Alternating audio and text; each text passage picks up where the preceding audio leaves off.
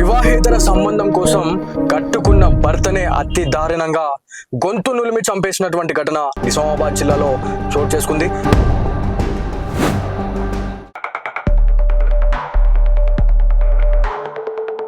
రక్తం చిక్క ఉన్నది.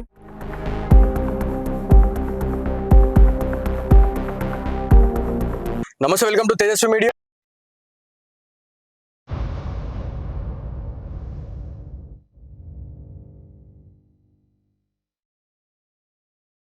నేను మీ జర్నలిస్ట్ బాలాజీ గౌడ్. యాక్చువల్లీ మనం ఉన్నటువంటి ఏరియా వచ్చేసి నిజామాబాద్ లో ఉన్నాం. నిజామాబాద్ బోర్గెంకే అనే ఒక కార్పొరేషన్ లిమిట్ లో ఉన్నటువంటి ఏరియాలో మనం ఇక్కడికి రావడం జరిగింది. ఇదంతా కూడా బోర్గెం కి సంబంధించినటువంటి విలేజ్ గా ఒకప్పుడు చెప్తుండే, ఇదంతా కూడా మున్సిపల్ లో కలిసిన తర్వాత ఒక డివిజన్ గా అయితే ఏర్పడిందని చెప్పేసి మనం మాట్లాడుకుంటా ఉన్నాం. సో ఇక్కడ ఏం జరిగిందనే దాని గురించి మనం మాట్లాడుకుంటే, వివాహేతర సంబంధం పెట్టుకున్నటువంటి ఒక భార్య ఎవరైతే ఉన్నారో తను తన కట్టుకున్న భర్తనే అతి దారుణంగా అయితే తను గొంతు నులిమి అయితే చంపేశారు అని చెప్పేసి మనం మాట్లాడుకుంటా ఉన్నాం. ఇదంతా కూడా బోర్గెంకే గ్రామంగా మనం చెప్పుకోవాలా. సో ఇక్కడ ఏం జరిగిందనే దాని గురించి పూర్తిగా మనము ప్రీవియస్ గా అయితే మనం ఒక వీడియో చేయడం జరిగింది. దాంతో పాటు వాళ్ళ ఇంట్లో ఎవరైతే సౌమ్య కన్నతల్లితో మాట్లాడినాం, దాంతో పాటు రమేష్ కన్నతండ్రితో మనం మాట్లాడినప్పుడు మాత్రం ఏవైతే బయట జరుగుతున్నటువంటి విషయాలు ఏవైతే ఉన్నాయో పొంతనలేని విధంగా చాలా మంది మాట్లాడుతూ ఉన్నారు. మాకు అడిగితే మేము చెప్తాము ఇక్కడ ఏం జరిగిందనే దాని గురించి అని చెప్పేసి వాళ్ళైతే మాట్లాడుతూ ఉన్నారు. సో ఇక్కడ ఏం జరిగిందనే దాని గురించి ఇప్పటికే పోలీస్ అధికారులు కూడా వాళ్ళ ఇన్వెస్టిగేషన్ లో భాగంగా పూర్తిగా సౌమ్యనైతే అదుపులో తీసుకున్నారు.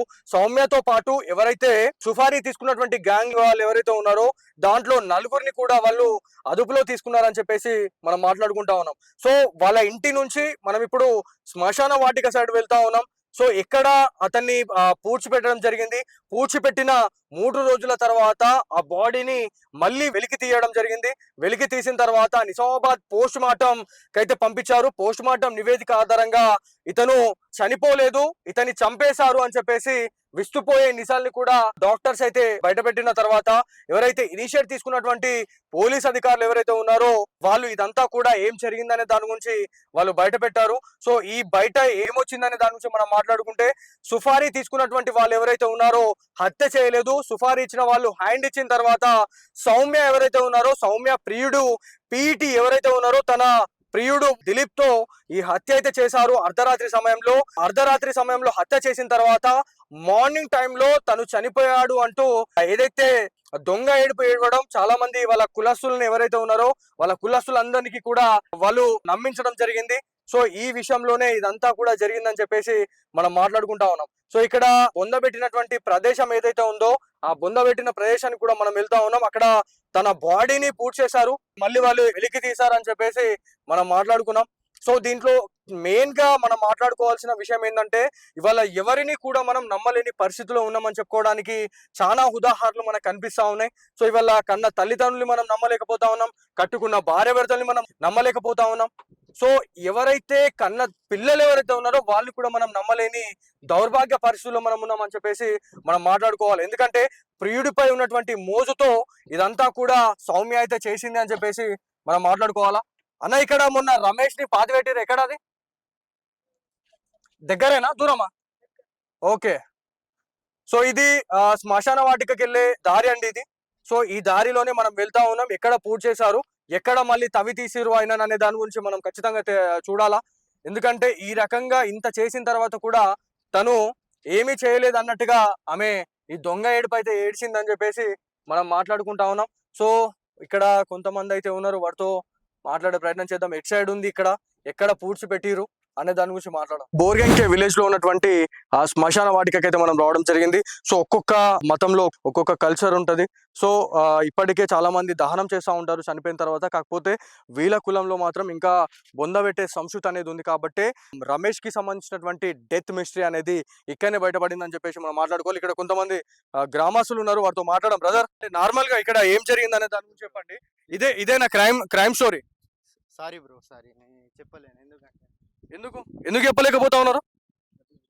సో ఇక్కడ నిజాన్ని కూడా బయట పెట్టలేని దౌర్భాగ్య పరిస్థితుల్లో ఇట్లాంటి యంగ్స్టార్స్ ఉన్నారని చెప్పడానికి చాలా రీజన్స్ ఉన్నాయి. ఎందుకంటే నిజాన్ని నిజం చెప్పడానికి కూడా ఇవాళ భయపడతా ఉన్నారు. ఇట్లాంటి యంగ్స్టార్స్ మరి ఏం మెసేజ్ ఇస్తారో తెలియదు. కానీ మనం ఎక్కడి నుంచో ఇక్కడికి వచ్చి ఇక్కడ ఏం జరుగుతుందనే దాని గురించి పూర్తిగా మనము ఇన్వెస్టిగేట్ అయితే చేస్తా ఉన్నాము. సో ఇక్కడ ఏం జరిగిందనే దాని గురించి క్లారిటీగా మనం మాట్లాడుకుంటే ఇది మొత్తం కూడా శ్మశాన వాటికగా మనం చెప్పుకోవాలా. ఇక్కడికి వచ్చిన తర్వాత ఎవరైతే సౌమ్య ఒక రకంగా ఎవరైతే తన భర్త చనిపోయాడు అని చెప్పేసి నమ్మించిన తర్వాత చాలా మంది నమ్మినారు. నమ్మిన తర్వాతనే ఇదంతా కూడా ఇక్కడ పూడ్చిపెట్టిన తర్వాత కొన్ని రోజుల సమయం తర్వాతనే ఇదంతా కూడా బయటపడింది. సో కేదారి అనే ఒక వాళ్ళ తమ్ముడు ఎవరైతే ఉన్నారో కేదారి వల్ల ఇదంతా బయటపడింది అని చెప్పేసి మనం మాట్లాడుకోవాలి. ఎందుకంటే ఇక్కడ మీరు చూడొచ్చు ఇదంతా కూడా సర్జికల్ మాస్కులు కూడా మీరు ఇక్కడ అబ్జర్వ్ చేయాలి. ఇక్కడ చూడండి పూర్తిగా ఇక్కడ డాక్టర్స్ కూడా ఇక్కడికి వచ్చి ఈ శవ పంచనామా అనేది చేయడం జరిగింది. సో ఈ పోస్ట్ మార్టం నివేదిక ఆధారంగానే పూర్తిగా బయటపడింది ఇదంతా కూడా. ఇవన్నీ సర్జికల్ మాస్కులు ఇవన్నీ చూడొచ్చు మీరు. ఇక్కడ ఇదంతా ఏదైతే ఉందో రమేష్ ని ఇక్కడనే పూడ్చిపెట్టారు అని చెప్పేసి మనం మాట్లాడుతా ఉన్నాం. ఇది రమేష్ బొంద ఇది. సో దీంట్లోనే తవ్వేసి తన్ని పూడ్చిపెట్టిన తర్వాత దాదాపు 3 రోజుల తర్వాత ఇదంతా కూడా మళ్ళీ వెలికి తీసిన తర్వాత ఇది కన్ఫర్మ్ గా అన్ఎక్స్పెక్టెడ్ డెత్ కాదు, ఇది ప్రీ ప్లాన్ మర్డర్ అని చెప్పేసి పోలీస్ అధికారులు కూడా ఇవాళ చెప్పిన పరిస్థితి ఉంది. ఇదంతా కూడా మీరు చూడొచ్చు. ఇదంతా కూడా క్రైమ్ సీన్ కి సంబంధించినటువంటి బ్యానర్ కూడా మీకు కనిపిస్తా ఉంది. సో ఈ ప్లేస్ ఏదైతే ఉందో ఆ 2 రోజులు ఇదొక రిస్ట్రిక్టెడ్ జోన్ గా వాళ్ళు పెట్టుకున్నారు. ఎవరు కూడా లోపలికి వెళ్ళొద్దు అని చెప్పేసి వాళ్ళు ఇదంతా కూడా పెట్టారు. కాకపోతే ఈ సీన్ లో చాలా వరకు కూడా మలుపు తిరిగింది ఈ స్టోరీ అని చెప్పేసి మనం మాట్లాడుకుంటా ఉన్నాం. ఇదంతా కూడా క్రైమ్ సీన్ కి సంబంధించినటువంటి రమేష్ ని ఇక్కడనే బొందబెట్టారు. తను ఇక్కడ బొందబెట్టిన తర్వాతనే 3 రోజుల తర్వాత వెలికి తీశారని చెప్పేసి మనం మాట్లాడుకోవాలా. సో ఏదేమైనప్పటికీ ఇక్కడ సుఫారీ తీసుకున్నటువంటి గ్యాంగ్స్ ఎవరైతే ఉన్నారో ఆ గ్యాంగ్ లో దాదాపు 4గురినైతే పోలీసులు కూడా ఇప్పటికే పట్టుకున్నారని చెప్పేసి మనం మాట్లాడుతూ ఉన్నాం. దాంతో పాటు ఇక్కడ మెయిన్ గా సుఫారీ గ్యాంగ్ హ్యాండ్ ఇచ్చిన తర్వాత సౌమ్యతో పాటు తన ప్రియుడు ఎవరైతే ఉన్నారో అక్రమ సంబంధం పెట్టుకున్నటువంటి పీటి దిలీప్ అనే ఒక వ్యక్తితో ఇతన్ని స్లీపింగ్ పిల్స్ అయితే ఇచ్చి రమేష్ ని అతి దారుణంగా నిద్రలోకి జారుకున్న తర్వాతనే అతన్ని చంపేశారు అని చెప్పేసి మనం మాట్లాడుకుంటా ఉన్నాం. సో ఏదేమైనప్పటికీ ఇదంతా కూడా జరిగిందని చెప్పేసి మాట్లాడుకున్న తర్వాత కొన్ని రోజులకే మనకు ఒక 2 కోట్ల హెల్త్ ఇన్సూరెన్స్ అనేది కూడా రమేష్ అయితే కట్టాడు. ఆ 2 కోట్ల గురించే ఇదంతా కూడా ఈ మర్డర్ అయితే చేసిరు అని చెప్పేసి ఇలా మనకు బయటకు వస్తా ఉంది. మరి 2 కోట్ల కోసమే ఇదంతా చేశారా, లేకపోతే ప్రియుడిపై ఉన్నటువంటి మోజు, ప్రియుడితో అడ్డొస్తున్నటువంటి అడ్డుని తప్పించుకోవడానికే సౌమ్య ఈ పరిస్థితికి దిగజారిందా అని చెప్పేసి మనం మాట్లాడుకోవాలా. సో ఏదేమైనప్పటికీ నిజామాబాద్ జిల్లాలో మాత్రం ఇది చాలా పెద్ద సెన్సేషనల్ ఇష్యూగా మారింది.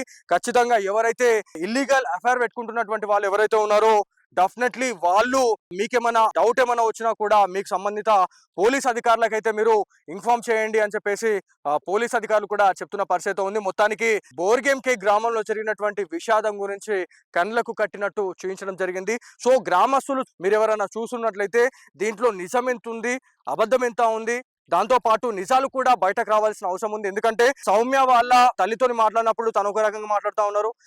దాంతో పాటు రమేష్ కి సంబంధించినటువంటి కన్న తండ్రితో మాట్లాడినప్పుడు ఆయన ఒక రకంగా మాట్లాడుతూ ఉన్నారు. మరి ఇక్కడ క్లారిటీ అనేది మిస్ అవుతా ఉంది. మరి ఇక్కడ పోలీస్ అధికారులు ఒక రకంగా చెప్తే ఇక్కడ వీళ్ళు ఒక రకంగా చెప్తా ఉన్నారు.